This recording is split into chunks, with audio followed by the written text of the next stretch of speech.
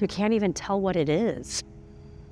Like, we're trying to look like desks and chairs. There's nothing. You can't, it's all gone. This was everybody's special place. I would never want the kids to see this.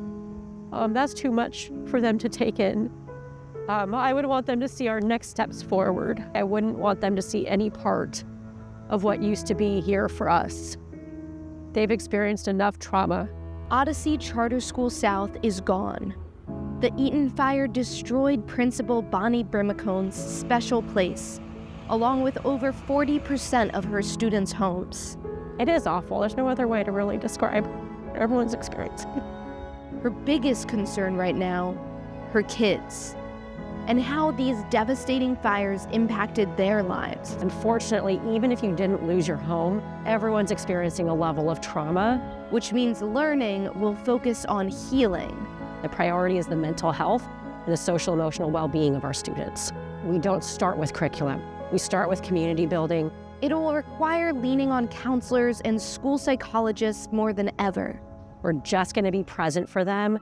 We're going to love them. 35 miles east in Pacific Palisades, the Westside Waldorf School is in the same condition. And so for many of these children who are dealing with the chaos of displacement and the lack of clarity about what the future will bring, coming to school is very normalizing. And it gives them an opportunity to come out of fight or flight, which students are already exhibiting signs of. I have some students that are very big, joyous personalities that aren't even talking yet. I think a lot of the next months is going to be helping them to feel safe. Zen Chan, a 5th grader at Waldorf, vividly remembers the day the fires came for her school. We just had come back from recess. Ash started flying everywhere. The air quality was starting to get really, really bad. And then 5 minutes later, she said everyone has to be picked up. And at some point, every parent had to tell their child, your school burned down. Anyone who lived close to school's house burned down.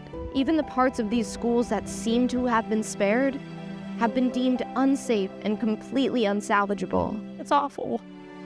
You literally have it look so close and be that we can't even come back, ever.